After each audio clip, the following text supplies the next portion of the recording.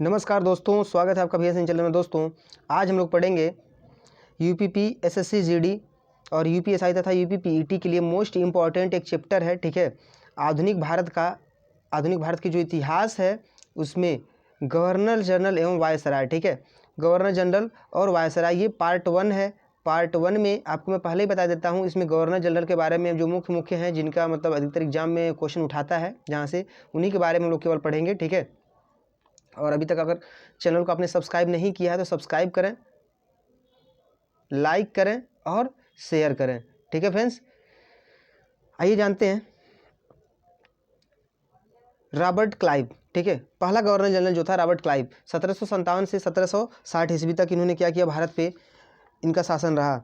फिर ये 1765 से 1767 ईस्वी तक भी ये रहे थे। ठीक है, 1757 जो इनका प्रारंभिक काल था, 1757 से 1760 ईस्वी। ठीक है, और 1765 में फिर ये वापस हुआ और 1767 ईस्वी तक ये फिर भारत में रहा था। ठीक है, लेकिन ये जो है यहाँ पे 1757 1760 ये मोस्ट इंपॉर्टेंट है। अभी जानते हैं कौन कौन से इनके कार्यकाल में जो 3 मुख्य घटनाएं हैं वो हैं प्लासी का युद्ध, बंगाल में द्वैध शासन और इलाहाबाद की संधि। ठीक है, तो देखो प्लासी का युद्ध जो था 1757 ईस्वी में हुआ था। और किसके किसके बीच हुआ था प्लासी का युद्ध, ये 1757, इसका असली वास्तविक तिथि है 23 जून। ठीक है, 23 जून 1757 ईस्वी। ठीक है, 23 जून 1757 ईस्वी। और किसके किसके बीच ये युद्ध हुआ, अंग्रेज सेनापति रॉबर्ट क्लाइव, ठीक है, अंग्रेजों के बीच। ठीक है, अंग्रेज और बंगाल के जो नवाब थे। ठीक है, बंगाल के जो नवाब थे, बंगाल के नवाब सिराजुद्दौला। ठीक, सिराजुद्दौला। ठीक, अंग्रेजों और सिराजुद्दौला के बीच हुआ था। तो अंग्रेजी सेना का नेतृत्व यही रॉबर्ट क्लाइव किया था। ठीक है, और सिराजुद्दौला का जो सेनापति था, ठीक, उसका नाम था मीर जाफ़र। मीर जाफ़र, ये लगी बात इसे बता देते हैं क्योंकि यहाँ से क्वेश्चन बहुत सारे बनते हैं कि प्लासी की युद्ध जो 1757 में हुआ था उसमें अंग्रेजी सेना का नेतृत्व किसने किया था, तो रॉबर्ट क्लाइव ने अंग्रेजी सेना का नेतृत्व किया था। ठीक है, और कब हुआ था ये युद्ध, 23 जून 1757 ईस्वी को। आजकल तो ये एग्जैक्ट डेट भी पूछ लेता है। ठीक है, एग्जाम में। और ये भी पूछ सकता है कि जो बंगाल के नवाब थे उनके सेनापति का नाम क्या था, तो मीर जाफ़र। क्या नाम था, मीर जाफ़र। ये जो था, ठीक है, ये बहुत ही दगाबाज था ये जफरा। ठीक है, इसको क्लाइव का गीदड़ भी कहा जाता है। क्यों कहा जाता है, क्योंकि इसने क्या किया, सिराजुद्दौला से धोखाधड़ी कर लिया, मतलब विश्वासघात कर लिया। ठीक है, और विश्वासघात के चलते ये सिराजुद्दौला को ये युद्ध हारना पड़ा, प्लासी का युद्ध, इसलिए इन्हें फांसी दे दिया गया जब युद्ध हार गए तो। ठीक है, तो ये पूरा माजरा था प्लासी की युद्ध का। ठीक है, तो अभी तो ये भूलेगा नहीं, आपको आशा करता हूँ। ठीक है, अब देखो दूसरा है आपका बंगाल में द्वैध शासन। ठीक है, बंगाल में द्वैध शासन। द्वैध शासन 1765 ईस्वी में लागू हुआ था। ठीक है, कब लागू हुआ था, 1765 ईस्वी में बंगाल में द्वैध शासन लागू हुआ था। और इसको लागू करने का मतलब मुख्य उद्देश्य क्या था, ठीक है, ये भी रॉबर्ट क्लाइव के टाइम में ही लागू हुआ। ठीक, क्योंकि जब देखो भाई ये होता क्या है, ठीक है, द्वैध शासन होता क्या है, मतलब एक ही, जैसे कि इस शासन में जो शासन जो है 2 भागों में विभाजित हो जाती है। ठीक है, जो शासन जो है, जो शासन करने का जो रूल होता है वो 2 भागों में विभाजित हो जाती है। और इन दोनों भागों, मतलब इन दोनों भागों का प्रशासन 2 अलग अलग पदाधिकारियों द्वारा, ठीक है, पदाधिकारियों द्वारा इनका संचालन किया जाता है। ठीक है, तो 1765 में बंगाल में द्वैध शासन लागू हुआ था जो असफल रहा था। ठीक, अभी आते हैं इलाहाबाद की संधि। तो इलाहाबाद की संधि जो हुई थी, ठीक है, ये भी रॉबर्ट क्लाइव के टाइम में हुई थी। और किससे हुई थी ये इलाहाबाद की संधि, तो ये इलाहाबाद की संधि हुई थी। ठीक है, मुगल सम्राट जो था शाह आलम, शाह आलम उसका नाम था, मुगल सम्राट का शाह आलम। इसको संधि हुई, संधि के तहत इसको 25 लाख रुपए वार्षिक पेंशन देने का, मतलब अंग्रेजों ने क्या किया था, ये एक संधि किया। ठीक है, इसे हर साल कितना मिलेगा, 25 लाख रुपया पेंशन मिलेगा। ये अंग्रेजों का पेंशन भोगी था। ठीक है, तो अभी ये 3 स्टेप है यहाँ के रॉबर्ट क्लाइव से रिलेटेड जो मोस्ट इंपॉर्टेंट है। अगला जानते हैं जो दूसरा वाला है। दूसरा वाला है वारेन हेस्टिंग। वारेन हेस्टिंग का यहाँ पे देखो भाई 1772 है सर। ठीक है, 1772 से 1785 ईस्वी तक। ठीक है, तो इनका कार्यकाल था। तो सबसे पहला जो है रेगुलेटिंग एक्ट 1773 ईस्वी का। ठीक है, इन्हीं के समय में ये जारी हुआ। रेगुलेटिंग एक्ट 1773 के अनुसार बंगाल के गवर्नर को अब अंग्रेजी क्षेत्रों का गवर्नर जनरल कहा जाने लगा। मतलब जितने भी क्षेत्र में अंग्रेजों का मतलब आधिपत्य था, 1773 एक्ट के तहत जो बंगाल का जो गवर्नर था, ठीक है, उसको अंग्रेजी क्षेत्र का गवर्नर जनरल कहा जाने लगा, ठीक है। और इसका कार्यकाल 5 वर्ष निर्धारित किया गया। कितना वर्ष? 5 वर्ष निर्धारित किया जाने लगा, ठीक है, निर्धारित किया गया, ठीक। अभी इसमें एक सबसे मोस्ट फैक्ट क्या है, तो इसी एक्ट के तहत, ठीक है, इसी एक्ट के तहत प्रथम गवर्नर जनरल, ठीक है, बंगाल का प्रथम गवर्नर जनरल, ठीक, वारेन हेस्टिंग को बनाया गया। और ये कब से कब तक रहा? 1774 से 1785 ईस्वी तक ये बंगाल का गवर्नर जनरल बना रहा। किस एक्ट के तहत? 1773 रेगुलेटिंग एक्ट के तहत वारेन हेस्टिंग को बंगाल का प्रथम गवर्नर जनरल बनाया गया, ठीक है। तो ये 2 फैक्ट क्लियर हुए। अभी तीसरा है पिट्स इंडिया एक्ट। तो इसी के समय में पिट्स इंडिया एक्ट भी लागू हुआ, 1784 वाला, ठीक है, पिट्स इंडिया एक्ट। फिर तीसरा है बंगाल में द्वैध शासन की समाप्ति, मतलब बंगाल में द्वैध शासन को इसी ने एंड कर दिया। किसने? इसी वारेन हेस्टिंग ने बंगाल में द्वैध शासन को समाप्त किया था। अब ये क्वेश्चन बनता है कि बंगाल में द्वैध शासन को किसने खत्म किया? तो किसने खत्म किया? वारेन हेस्टिंग ने।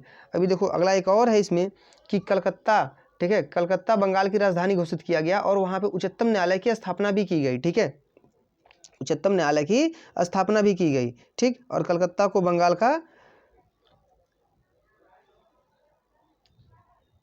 की राजधानी घोषित की गई, ठीक। तो उच्चतम न्यायालय की स्थापना कब हुई? 1774 ईस्वी में कलकत्ता में, ठीक है, कलकत्ता में, ठीक।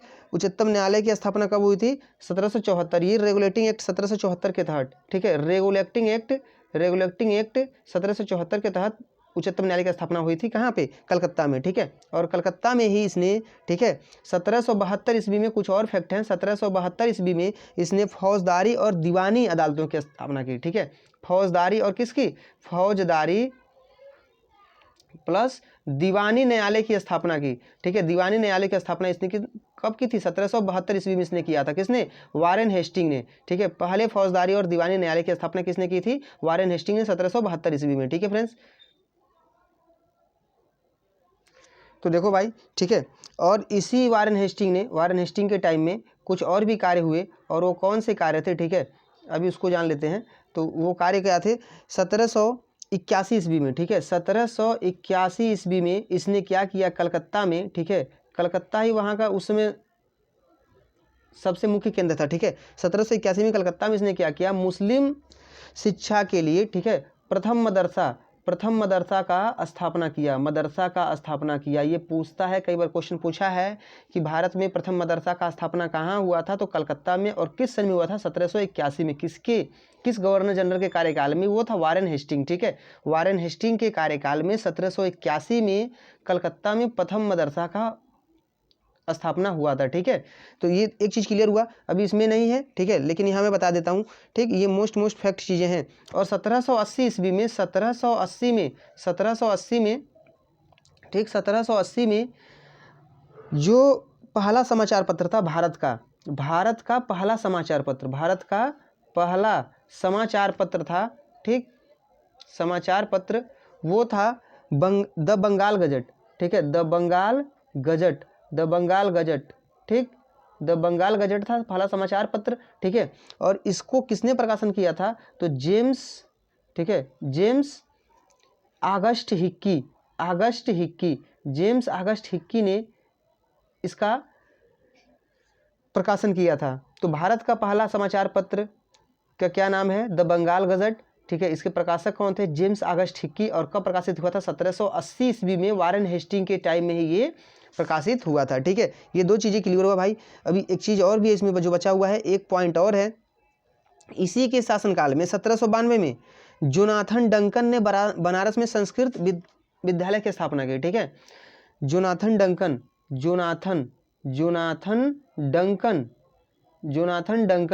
ठीक है, जोनाथन डंकन ने 1792 ईस्वी में, ठीक है, 1792 ईस्वी में जोनाथन डंकन ने 1792 ईस्वी में क्या किया था कि बनारस में, ठीक है, बनारस, आज का वाराणसी यार, बनारस में संस्कृत विद्यालय की, ठीक है, संस्कृत विश्वविद्यालय ने संस्कृत विद्यालय की स्थापना किया था। संस्कृत विद्यालय की स्थापना किया था किसने? जोनाथन डंकन ने 1792 ईस्वी में, ठीक है, 1792 में जोनाथन डंकन ने बनारस में संस्कृत विद्यालय की स्थापना की थी, ठीक है।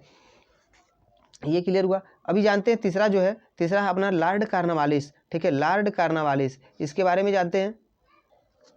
लॉर्ड कॉर्नवालिस देखो, ठीक है, इसका जो कार्यकाल था 1786 से 1793 ईस्वी तक इसने भारत का गवर्नर जनरल का पद संभाला, ठीक है। और इसकी कार्यकाल में जो सबसे पहला जो ये 6 इंपॉर्टेंट यहाँ फैक्ट हैं, ठीक है, 6 इंपॉर्टेंट फैक्ट हैं। तृतीय मैसूर युद्ध, श्रीरंगपट्टनम की संधि, बंगाल में अस्थायी बंदोबस्त, और सिविल सेवा का जनक भी किसे माना जाता है भारत में, लॉर्ड कॉर्नवालिस को। राजस्व बोर्ड की स्थापना किसने किया था, लॉर्ड कॉर्नवालिस ने, ठीक है। और इसका निधन कब हुआ था, 1805 में। और ऐसा पूछा हुआ है कई बार क्वेश्चन कि लॉर्ड कॉर्नवालिस का जो समाधि स्थल है, निधन स्थल है, वो भारत में किस जगह है, तो वह है गाजीपुर में, ठीक है, गाजीपुर में ये लॉर्ड कॉर्नवालिस का समाधि स्थल है, यानी कि ये वहीं दफन किया गया है लॉर्ड कॉर्नवालिस, ठीक है। 1805 ईस्वी में इसका निधन हुआ था लॉर्ड कॉर्नवालिस का, ठीक है। अभी इन तीनों पे थोड़ा सा विस्तृत से चर्चा करेंगे। तृतीय मैसूर युद्ध, श्रीरंगपट्टनम की संधि, और बंगाल में अस्थायी बंदोबस्त का, ठीक है। तो ये सिविल सेवा का जनक किसे माना जाता है, लॉर्ड कॉर्नवालिस को। राजस्व बोर्ड का स्थापना किसने किया था भारत में, लॉर्ड कॉर्नवालिस ने। 1805 ईस्वी में गाजीपुर में इसका निधन हो गया था, ठीक है, गाजीपुर में इसका मकबरा है, ठीक है, ये कह सकते हैं। हाँ, तो देखो भाई, इसमें तृतीय जो मैसूर युद्ध हुआ था ये 1790 से 1792 ईस्वी के बीच हुआ था, तृतीय मैसूर युद्ध, ठीक है। और ये किसके शासनकाल में हुआ था, लॉर्ड कॉर्नवालिस के समय। लॉर्ड कॉर्नवालिस इसका मतलब अंग्रेजों का मुख्य नेतृत्व करता था, ठीक है। और इधर जो है मतलब एंटी पार्टी में जो थी, ठीक, ये नवाब जो थे, ठीक है। तो ये जो तृतीय मैसूर युद्ध हुआ किसके किसके बीच, लॉर्ड कॉर्नवालिस इसका नेतृत्व करता था अंग्रेजी सेना का, ठीक है। और इधर जो था टीपू सुल्तान, ठीक है, इन्हीं लोगों के बीच ये तृतीय मैसूर युद्ध, आंग्ल मैसूर युद्ध जिसे बोला जाता है, ठीक है। 1790 से 1792 के बीच ये संधि हुई थी, ठीक है। और श्रीरंगपट्टनम की संधि भी कहीं कहीं से बोला था। तो श्रीरंगपट्टनम की जो संधि थी इसी आंग्ल मैसूर युद्ध का जो अंतिम मतलब वो संधि है, ठीक है, इसे श्रीरंगपट्टनम की संधि कहा जाता है 1792 ईस्वी में, 1792 ईस्वी में, ठीक है, 1792 ईस्वी में श्रीरंगपट्टनम की संधि हुई थी, ठीक है। किनके बीच हुई थी, ठीक है, तो लॉर्ड कॉर्नवालिस यानी कि जो अंग्रेजी सेना थी, ठीक है, उसके और किसके बीच, टीपू सुल्तान की जो टीपू सुल्तान के मध्य हुआ था, ठीक है, ये श्रीरंगपट्टनम की संधि, ठीक। अब देखो अस्थाई, बंगाल में अस्थाई बंदोबस्त, तो अस्थाई बंदोबस्त क्या था,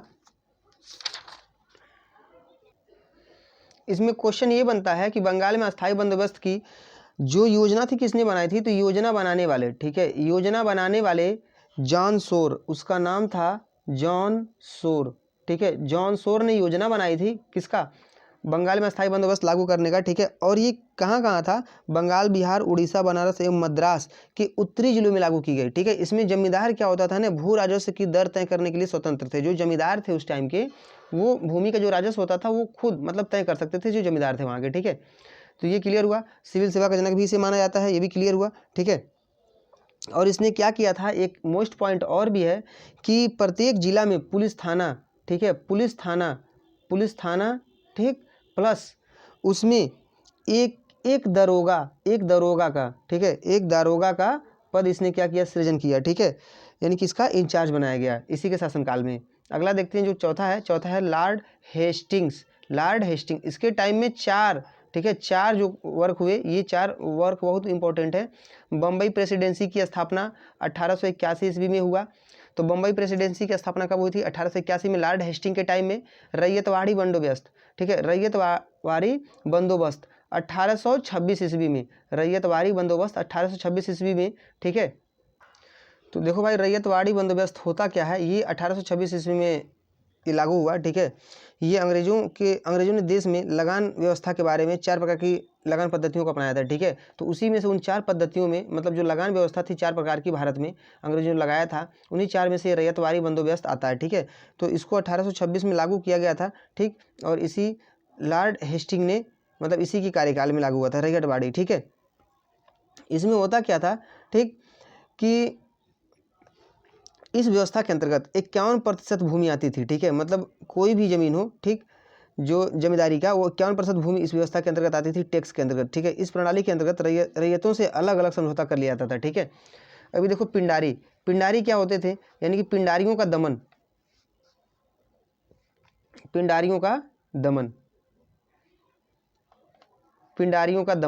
ठीक है। पिंडारियों का दमन 1700 1817 से 1818 ईस्वी में इसने क्या किया, पिंडारियों का दमन किया था। ठीक है, किसके शासनकाल में हुआ था, वारेन हेस्टिंग के टाइम में हुआ था पिंडारियों का दमन। ठीक है,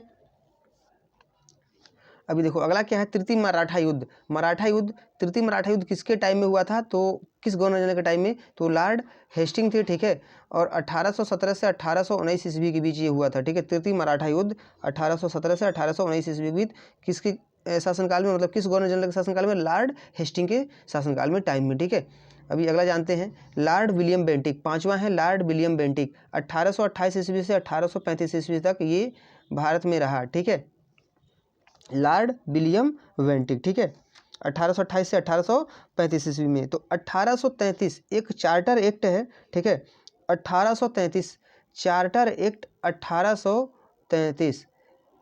ठीक है, चार्टर एक्ट 1833 के द्वारा बंगाल के गवर्नर जनरल को भारत का गवर्नर जनरल बना दिया गया। ठीक है, इस प्रकार ये जो था लॉर्ड विलियम बेंटिक, ठीक है, ये भारत का पहला गवर्नर जनरल बना।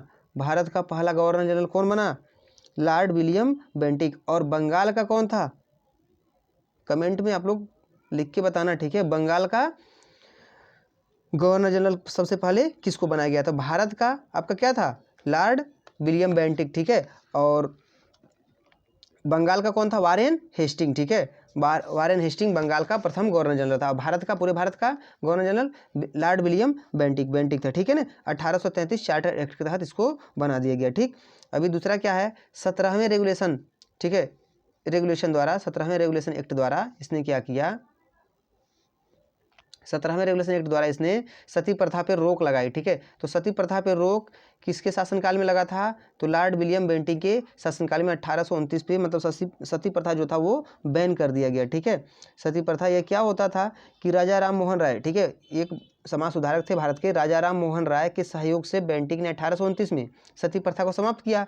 और बेंटिक ने इस प्रथा के खिलाफ कानून बनाकर 1829 में धारा 17 के द्वारा विधवाओं के सती होने को अवैध घोषित कर दिया। मतलब जो विधवा स्त्री होती थी वो अपने पति के, ठीक है, अपने पति की चिताओं के साथ कुछ ऐसी मान्यता था कि उन्हें भी मतलब जलना होता था। ठीक है, तो ये बहुत ही एक गलत नियम था उस टाइम का। ठीक है, मिथ्या थी। ठीक, या ऐसे होता था कि मतलब उनका जो शादी भी नहीं होता था, तो जो जिनके पति मर जाते थे उनकी शादी भी शायद नहीं होती थी। ठीक है, तो उन्हें हक भी नहीं था समाज में शादी वादी करने का दोबारा। ठीक है, तो इसी व्यवस्था को इसने क्या किया कि जो राजा राम मोहन राय थे, इन्हीं के सहयोग से, ठीक है, राजा राम मोहन राय भारत के एक समाज सुधारक थे। ठीक है, 1829 में इसी विलियम बेंटिक ने उनके साथ मिलकर क्या किया, इस पर रोक लगाया। ठीक है, और ये उसके टाइम की सबसे बड़ी मतलब एक वर्क थी। ठीक, और ठगी प्रथा का भी अंत इसी के टाइम में हुआ। ठीक है, ठगी प्रथा का अंत 1830 में हुआ, किसके शासनकाल में, लॉर्ड विलियम बेंटिक के शासनकाल में। ठीक है, और कलकत्ता में मेडिकल कॉलेज की स्थापना भी हुई। कलकत्ता में मेडिकल कॉलेज की स्थापना भी हुई इसी लॉर्ड विलियम बेंटिक के शासनकाल में। ठीक है, कलकत्ता में मेडिकल कॉलेज की स्थापना हुई। ठीक, अभी देखो अगला क्या है कि 1833 का बता दिया, चार्टर एक्ट के तहत ये क्या बना था, भारत का गवर्नर जनरल बना था। क्योंकि 1833 का जो चार्टर एक्ट था उसने कहा था कि पूरे जो बंगाल का गवर्नर जनरल हो अब पूरे भारत का गवर्नर जनरल कहलाएगा। ठीक है, तो ये क्लियर हुआ।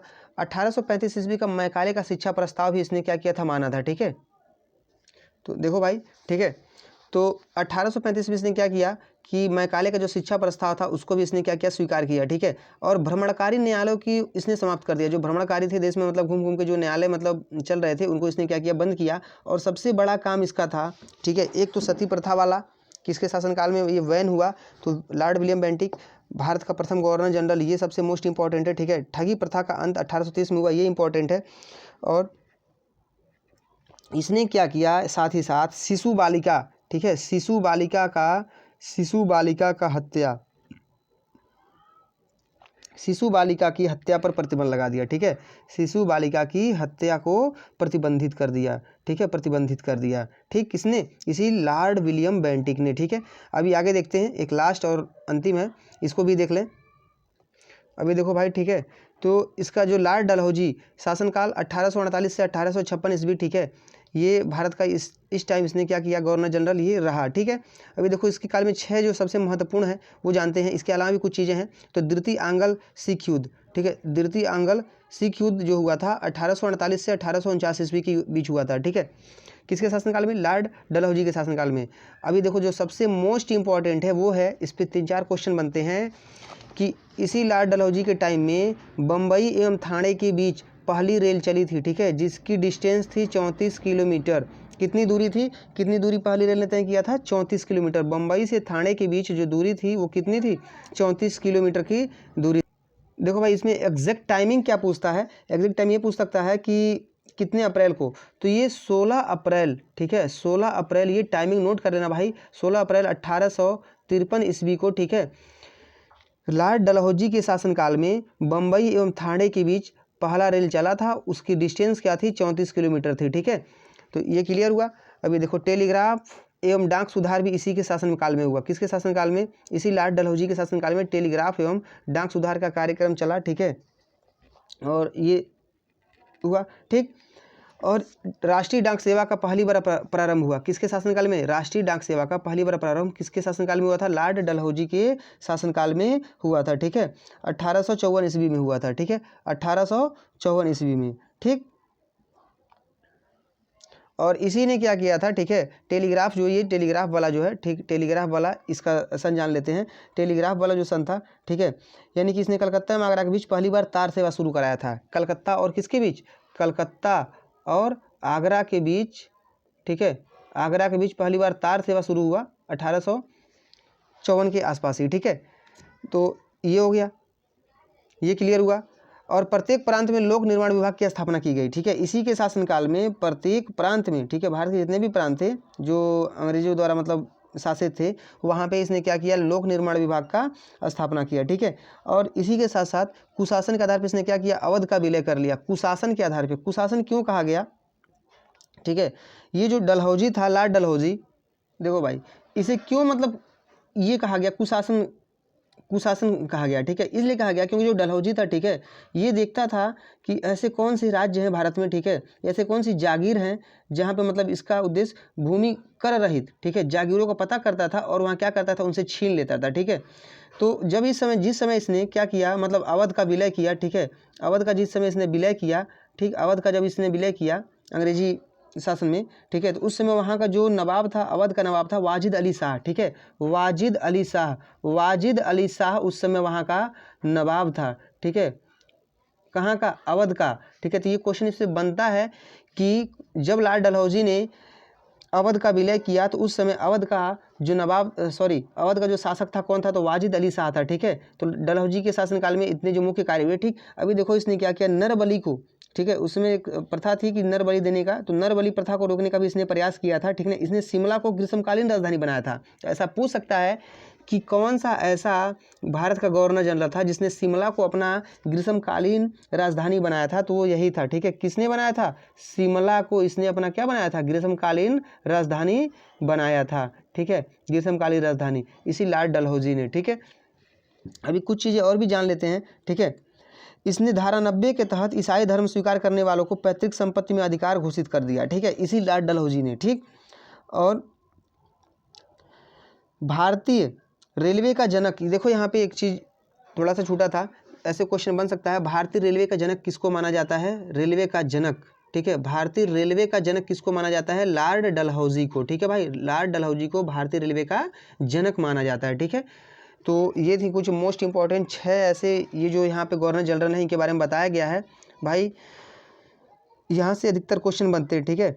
अभी देखो यहाँ कुछ क्वेश्चन है उन्हें कर लेते हैं। भारत का प्रथम गवर्नर जनरल, भारत का प्रथम गवर्नर जनरल कौन था? अभी बताओ कौन था यहाँ पे? वारेन हेस्टिंग था, गलत।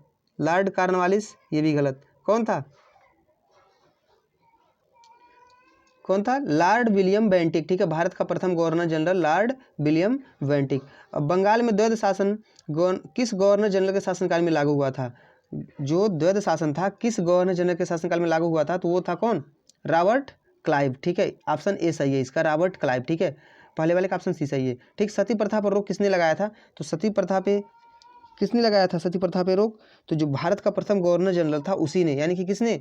लॉर्ड विलियम बेंटिक ने सती प्रथा पे रोक लगाया था। किसके साथ मिलके? राजा राम मोहन राय के साथ मिलके। कितने सन में? 1829 में, 1829 में, 1829 ईस्वी में, ठीक है। ये हो गया। समाचार पत्रों का मुक्तिदाता किसे कहा जाता है? अब देखो एक चीज़ जान लेते हैं भाई, समाचार पत्रों का मुक्तिदाता, उसमें एक जो छूटा हुआ वो हो जाएगा। समाचार पत्रों का मुक्तिदाता भारत में, ठीक है, इसे प्रेस एक्ट बोला जाता है। क्या बोला जाता है? प्रेस एक्ट 1835, ठीक है, प्रेस एक्ट 1835 बोला जाता है। और इसे समाचार पत्रों का मुक्तिदाता भारत में बोला जाता है लॉर्ड मेटकाफ को, लॉर्ड मेटकाफ, ठीक है।